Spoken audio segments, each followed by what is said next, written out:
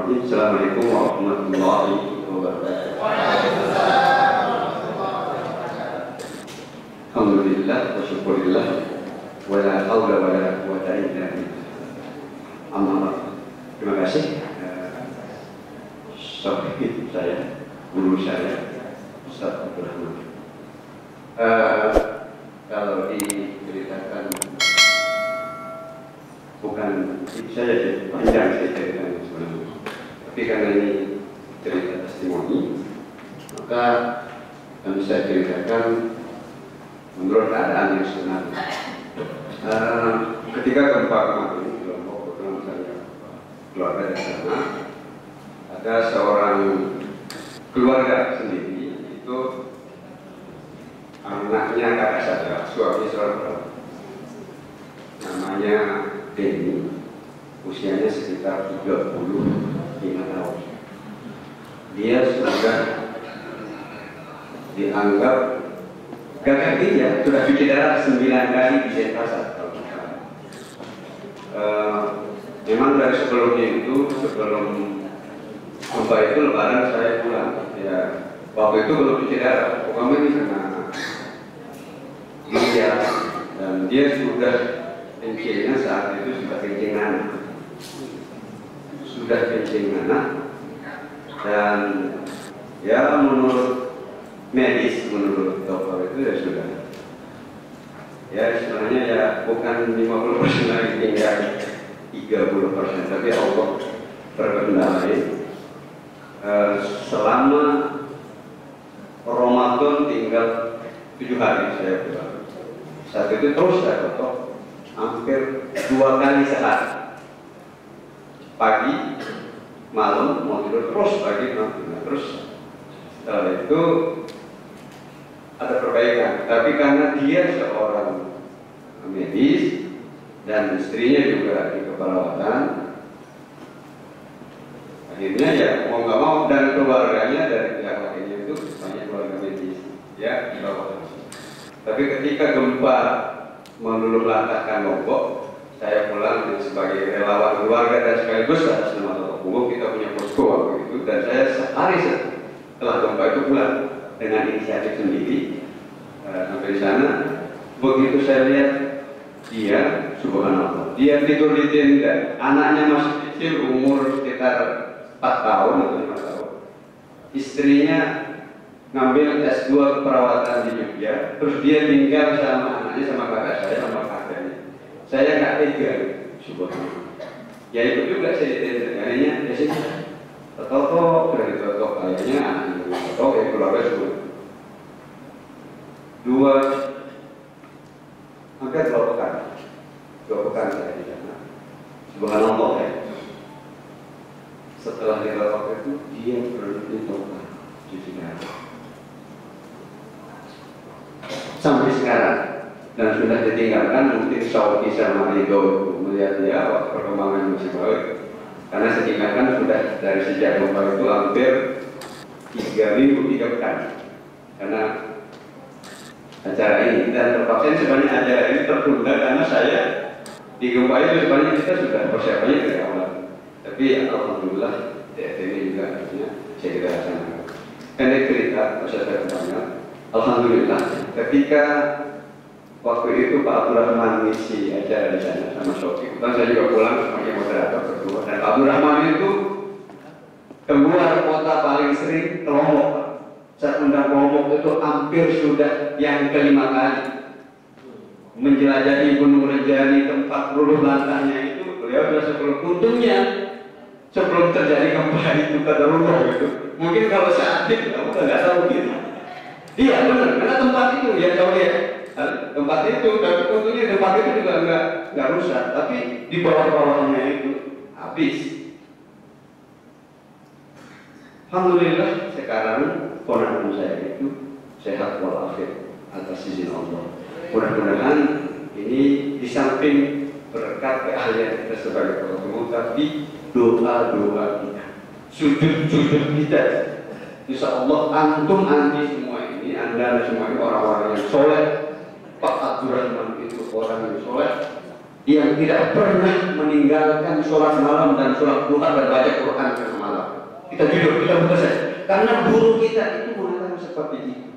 Alhamdulillah, beliau tidak pernah. Kita semua kalau bisa begitu, mudah-mudahan kemudahan, keberkahan, dan kesembuhan itu turun benar-benar dari Allah lewat tangan-tangan para petugas. Ini yang bisa saya sampaikan. Pada Allah yang mulia. Assalamualaikum warahmatullahi wabarakatuh. Assalamualaikum warahmatullahi wabarakatuh. Alhamdulillahirabbil alamin wa bihi nasta'in ala umuri dunya waddin. Asyhadu an la ilaha illallah wahdahu la syarika lah wa asyhadu anna Muhammadan abduhu wa rasuluh. Allahumma shalli ala Muhammad wa ali Muhammad. Syukur kepada Allah, salawat dan salam untuk Rasulullah sallallahu alaihi wasallam. Terima kasih banyak yang tidak terhingga saya ucapkan kepada Ustaz Abdul Rahman yang telah mengantarkan saya kepada satu ilmu yang sama-sama kita saksikan sangat berharga dan sangat bernilai dan sangat menakjubkan. Itulah ilmu totok punggung. Tapi ketika saya sampai di Malaysia, saya sebut kepada mereka tentang ilmu totok punggung ini, mereka ketawa. Karena punggung itu di Malaysia nih, pantai.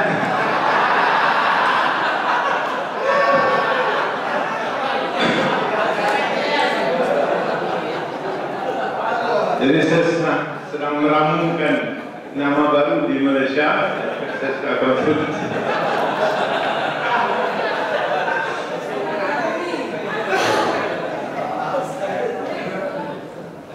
Tolonglah akan bersama. Semoga ini akan berkembang sebagaimana berkembangnya dia di Indonesia.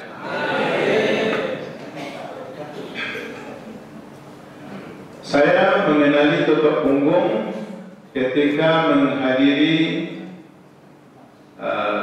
pelatihan tabib senior. Walaupun banyak yang baru belajar waktu itu, tapi namanya pelatihan tabib senior di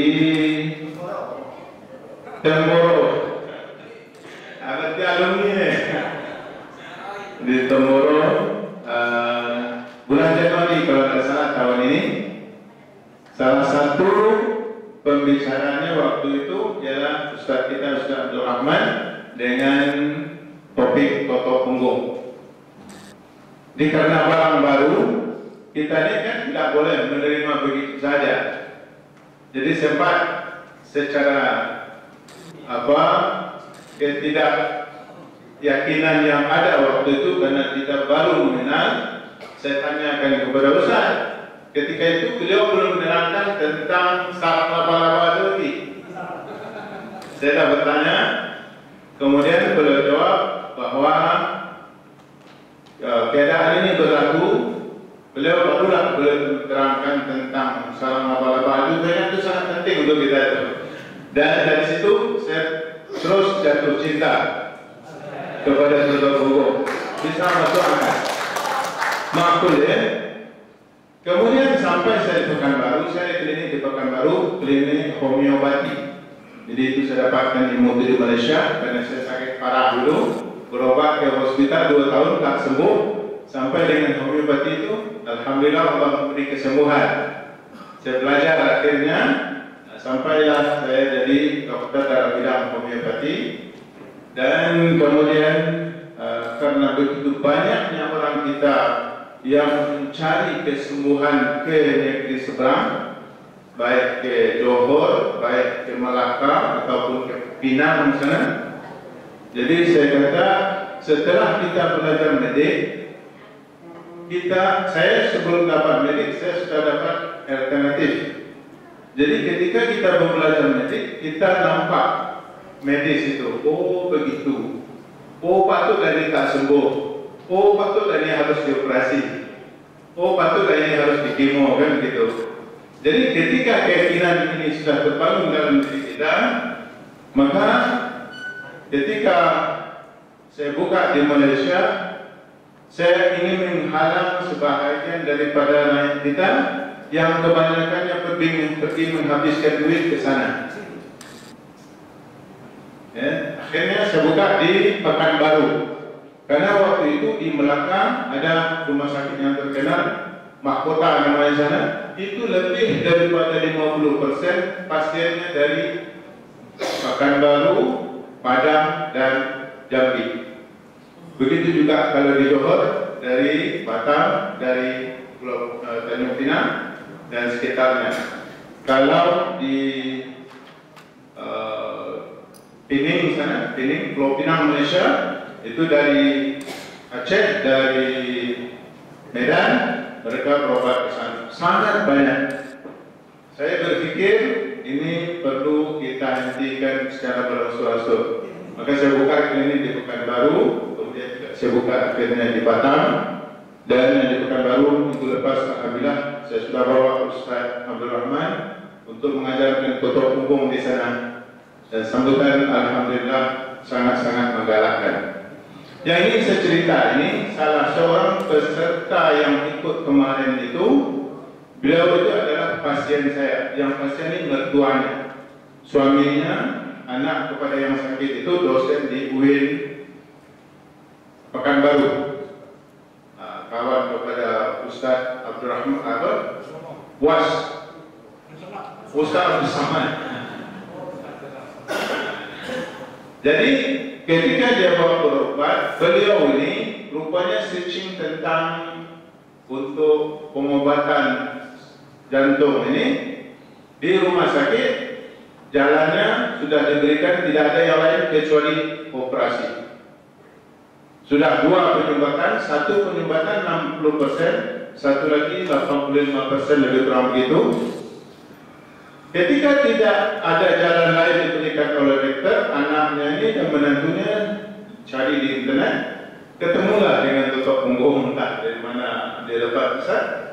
Kemudian tertarik dengan itu, terus beliau kontak Ustaz.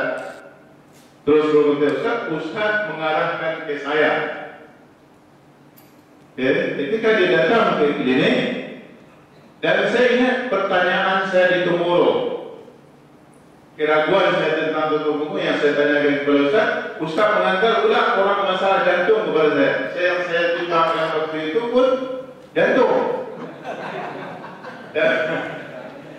Inilah kuasa Tuhan kan, Allah punya rencana. Jadi ketika dia datang, saya berkata dalam hati, oh ini ada rahasia Tuhan di sebalik ini. Maka saya lakukanlah perawatan itu dengan sebaik-baiknya, sebagaimana yang beliau ajarkan. Kemudian samping itu juga saya berikan perawatan yang sebelum itu saya sudah lakukan di sini. Alhamdulillah datang awal-awal puasa, sangat membimbangkan anak dan keluarganya. Ialah satu, bapak tidak bisa tidur. Kenapa tidak bisa tidur? Karena batuk setiap hari begitu. Akhirnya badannya susut 14 kilo. Nah, makan hilang. Jadi ketika anak-anak ini bicara, dokter yang pertama dulu dia batuk obat agar bapak saya bisa tidur. Saya bilang, saya tidak merawat atas nama penyakit, saya merawat tubuh yang sakit. Jadi yang kita obati itu adalah orang yang sakit, bukan nama penyakit. Kalau nama penyakit kita obat sampai mati pun penyakitnya tak akan sembuh. Jadi saya beritahu bahwa batuk yang kuat itu adalah karena masalah jantung. Bapaknya juga asma. Jadi kita teruskan perawatan. Alhamdulillah, kalau tidak salah hanya 4 kali tutup punggung. Kemudian saya okamkan sekali sebagai homeopati. Ketika seminggu atau 5 hari sebelum Lebaran, dia mau pulang berhari raya ke Bukit Tinggi, dia datang ke klinik. Saya sudah ragu antara anak dan bapaknya. Badannya sudah naik kembali dan wajahnya sudah cerah, ceria, menandakan bahwa dia sudah sembuh. Alhamdulillah Ustaz, katanya dokter, katanya kami mau pulang kampung Lebaran 2 hari lagi. Jadi saya takut kalau bapak di jalan nanti ditanya mau beli petua yang terminta petua yang terakhirlah sebelum kami pulang kampung, katanya gitu. Jadi itu yang pertama saya obati selama saya buat perawatannya. Yang pertama saya obati orang sakit jantung yang begitu cepat sembuhnya Ustaz. Alhamdulillah, syukur kepada Allah. Akhirnya anak beliau belajar dan sekarang sudah mengajar pula suaminya untuk tutup punggung untuk katanya. Jadi demikian sebelumnya dari Riau, mudah-mudahan dia akan berkembang juga seperti berkembangnya di Jakarta, Banten dan Surabaya insyaallah. Assalamualaikum warahmatullahi wabarakatuh. Assalamualaikum warahmatullahi wabarakatuh. Alhamdulillah, nahmaduhu wa nasta'inuhu wa nastaghfiruh wa na'udzu billahi min shururi anfusina wa min sayyiati a'malina.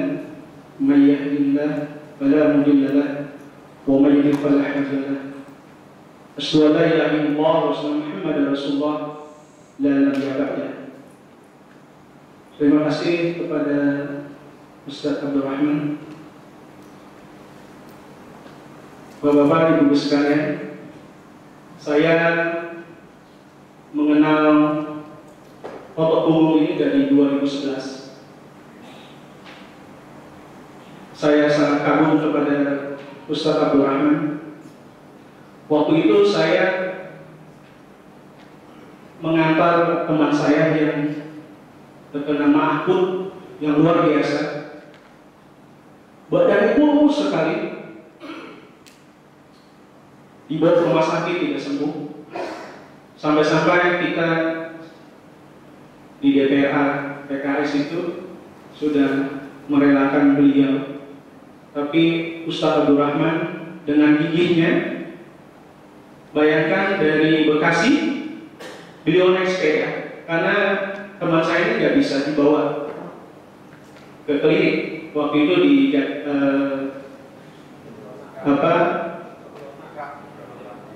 di mana Ustaz? Di Pondok Gede. Tiap hari Ustaz naik sepeda luar biasa. Makanya ketika beliau sudah agak mendingan, saya yang dapat tugas untuk mengantarkan ke klinik naik motor gitu ke Pondok Gede. Dari situ saya mengenal Bapak Punggung itu. Lalu tahun 2012 bulan Mei, saya mendapatkan ujian. Ibu saya menjelang maghrib terkena serangan jantung, dan saya tidak tahu bahwa itu serangan jantung. Di ICU itu dibawa ke rumah sakit Premier di Jatinegara. 3 hari tidak mengalami perubahan karena prosedurnya sangat sulit. Saya sudah 1 hari dimasuk, saya minta keluar, tidak dibolehkan. 2 hari ada yang meninggal, saya bilang saya minta keluar, ibu saya tidak dibolehkan juga. 3 hari saya ribut sama dokter karena saya sudah berkonsultasi sama ustaz. Ibu saya kena serangan jantung, bawa ke klinik. Dan terus Ustaz, masih berantem mulu nih sama dokter. Kata dokter, kamu tidak tahu, ibu kamu mengalami serangan jantung hebat. Dok, kalau ibu saya sudah meninggal, harusnya lebih dulu ibu saya daripada dia masuk. Karena yang tadi baru masuk meninggal, ibu saya sudah 2 hari. Saya bilang bahwa nyawa itu di tangan Allah. Saya minta keluar ibu saya. Bagaimana kalau nanti ibu kamu? Ini sudah tidak bisa, harus dioperasi. Saya minta keluar. Saya tidak mau minta keluar. Dokter yang masih ngotot sampai-sampai kalau terjadi sesuatu dengan ibu kamu, jangan salahkan rumah sakit. Tidak ada masalah sebenarnya. Pada akhirnya di hari ketiga ibu saya bisa keluar. Saya bawa langsung ke Ustaz, ditotok. Ibu saya sudah bisa, tadi napasnya luar biasa, tidak bisa, di sini sakit sekali. Ya kita mungkin saya memang anak durhaka, karena keluarga saya nggak mengerti apa-apa. Ketika saya bawa, semua yang ragu, semua yang ragu. Karena ini sakitnya luar biasa gitu. Tapi saya yakin, keyakinan saya membuktikan bahwa dengan totok gunung perubahannya sangat drastis, sangat drastis. Saat itu juga ketika ditotok sama Ustaz, ibu saya sudah bisa bernapas lega, sakitnya sudah berkurang. Dan di situ saya ya seminggu 2 kali saya ke Ustaz. Dan alhamdulillah sampai hari ini ibu saya yang dikatakan dokter bahwa saya tidak akan menanggung resikonya, sampai saat ini ibu saya masih hidup. Dan tahun ini pula saudara saya kena serangan jantung juga.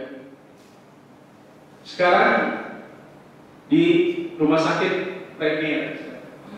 Lalu saya ke sana dan saya ketemu itu dokter lagi.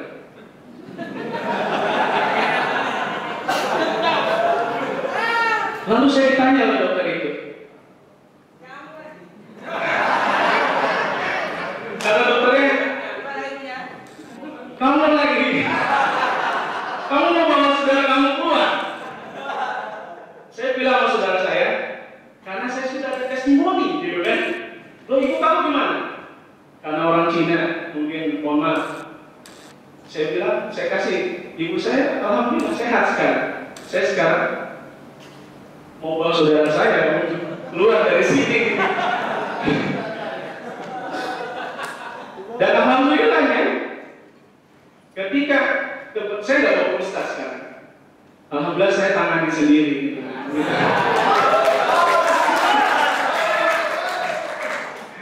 Karena saya berpikir ketika ibu saya mengalami serangan jantung, saya tidak harus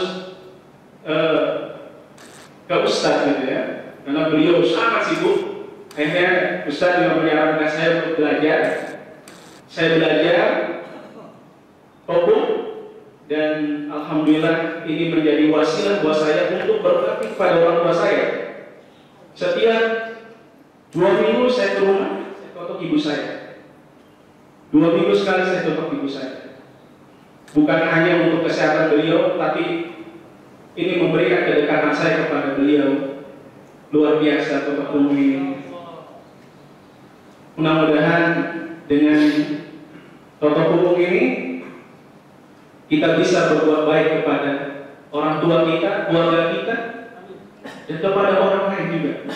Alhamdulillah saya ini adalah, mohon maaf bukan saya punya usaha bengkel bubur. Jadi kerjaan saya sekarang sampingannya adalah terapis.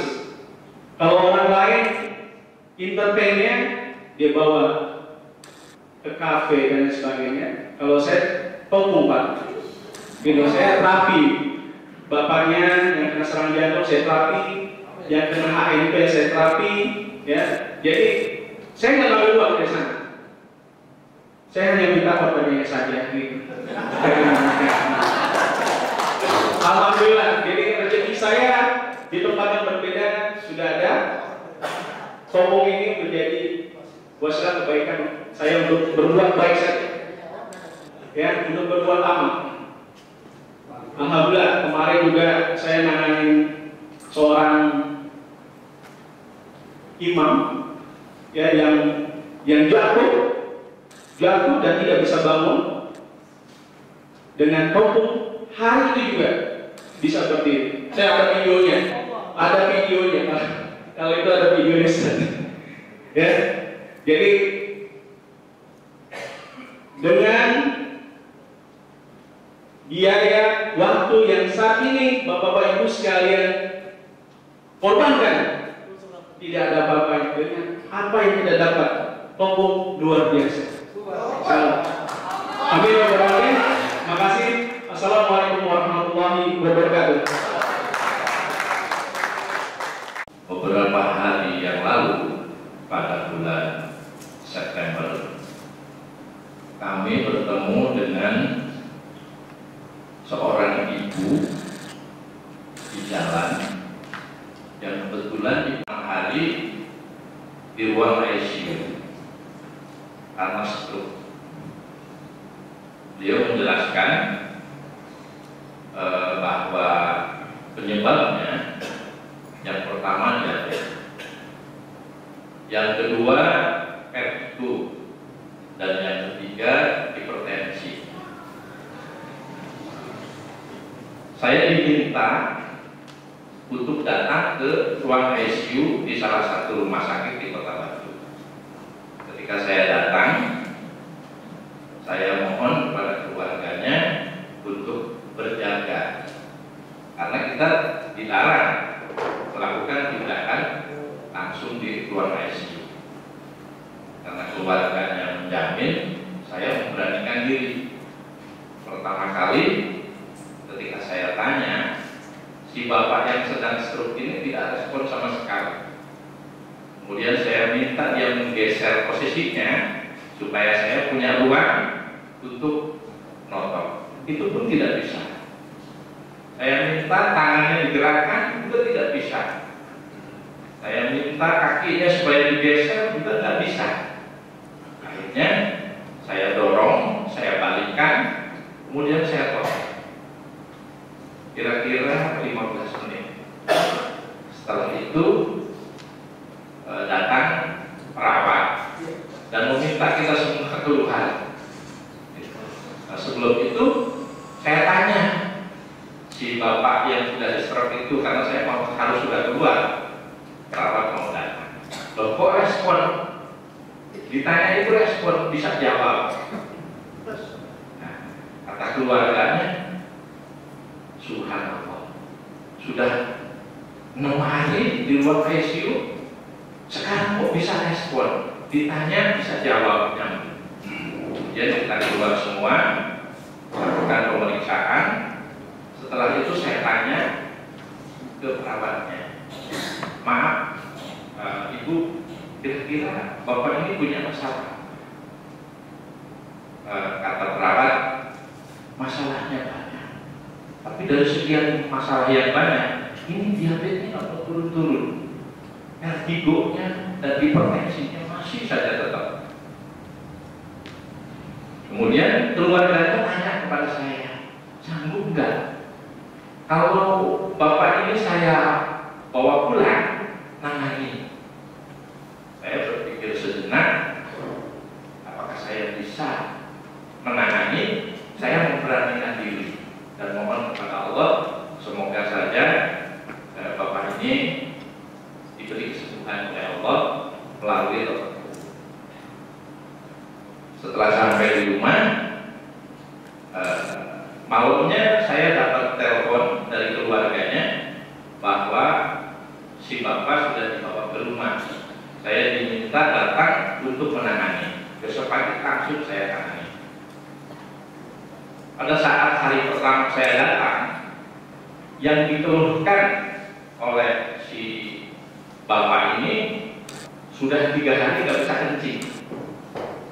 Katanya kalau di rumah sakit mau kencing dipasang kateter sehingga bisa kencing. Tapi di sini gimana pakai kateternya, nggak ada yang bisa. Saya juga tidak bisa memasang kateter.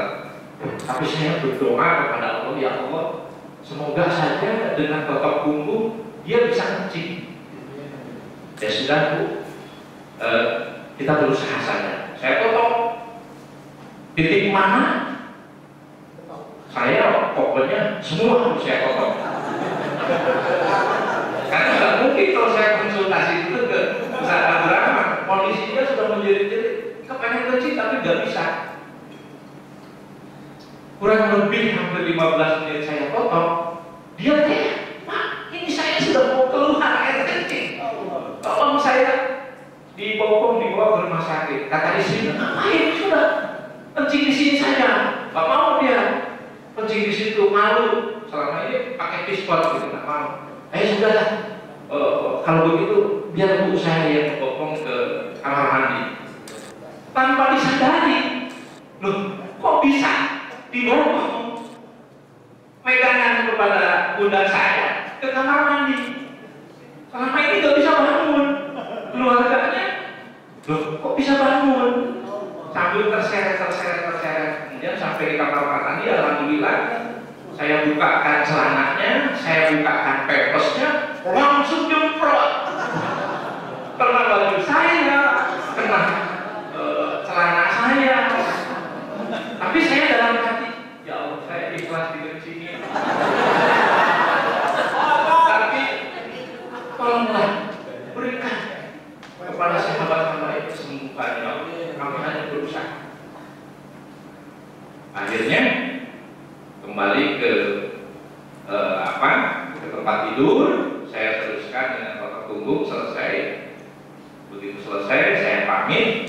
Saya dikasih amplop.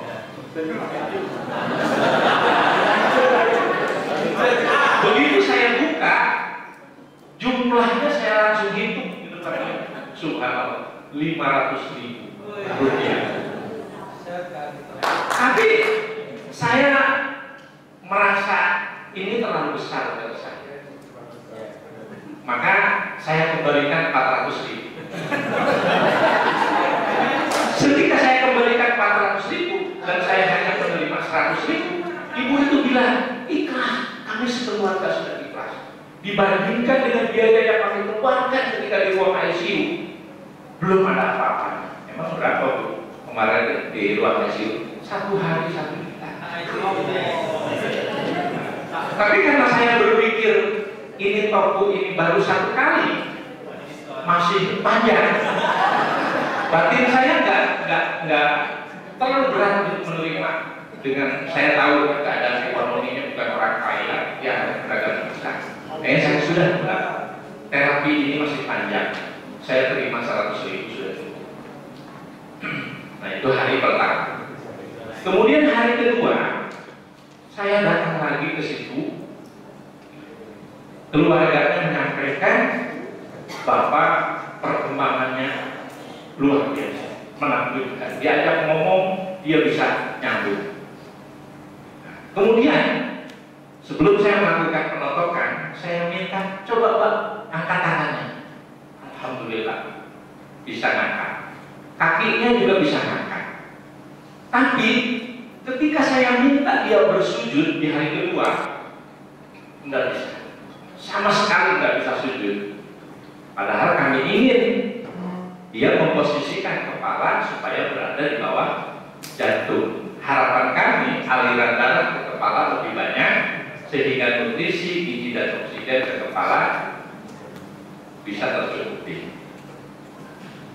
Akhirnya kami totok. Setelah ditotok, kemudian kami minta anak-anaknya untuk membantu sujud. Alhamdulillah bisa sujud. Maka sebelum kami pulang, kami pesankan supaya Bapak belajar bersujud walaupun belum bisa, dengan bantuan keluarga. Nanti kalau sudah bisa, kami minta kepada Bapak untuk sujud beneran, karena dia KTP-nya Islam, akan tetapi belum bisa sholat. Nah, pada hari kedua ketika kami mau pulang, dikasih amplop lagi. Kemudian saya lihat, saya hitung amplopnya, takut kebanyakan. Nilainya 250.000. Lagi-lagi batin saya nggak bisa menerima uang sebanyak itu. Saya ambil 150.000.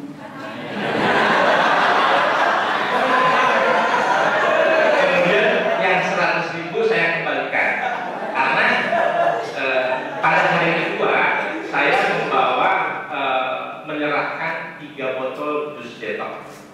Jadi saya arahkan setelah ditotok punggungnya, Jadi saya hitung total punggungnya 50, sudah terkena 100, saya ambil 150. Begitu saya sampai di motor saya, loh kok di motor saya ada kresek besar. Ini apa? Begitu saya lihat ada pisang, kalau nggak salah ada pisang candi, ada pisang Ambon gitu, 4 sisir.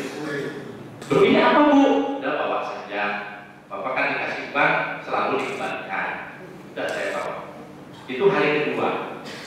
Kemudian hari ketiga saya kembali menerapi motor, sudah bisa duduk, sudah bisa sujud, hanya belum bisa berdiri.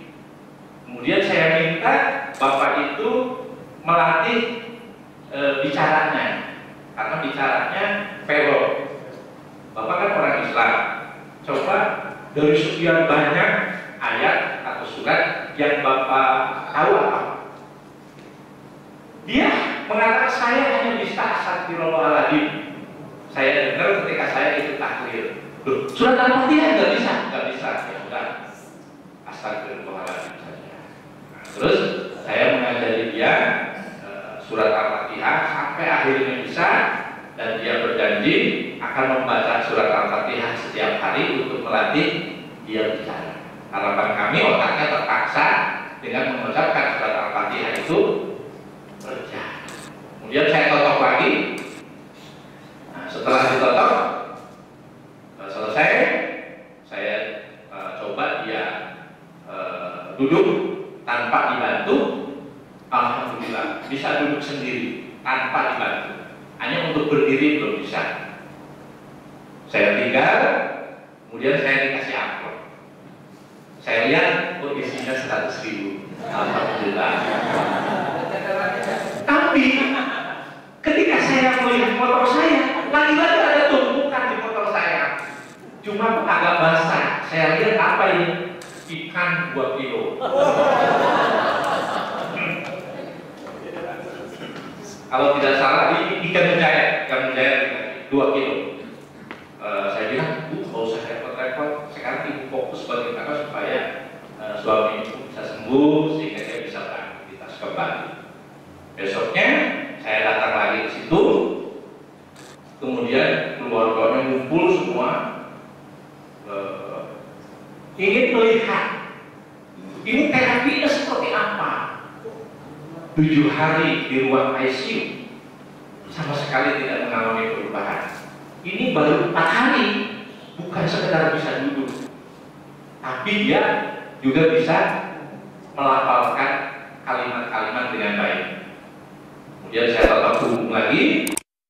Alhamdulillah hari ke-5 itu bisa berdiri, dan saya singkat, hari ke-6 bisa jalan pakai tongkat. Hari ke-7, subhanallah, kami juga tidak menyangka dia bisa berjalan-jalan tanpa tongkat. Dan dia pamit kepada saya, dia ingin menghadiri pengajian.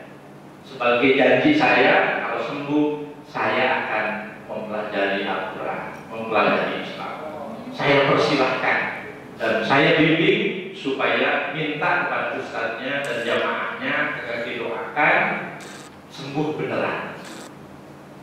Setelah hari ke-8, saya bilang saya akan berangkat ke Jakarta mengikuti pelatihan PFT.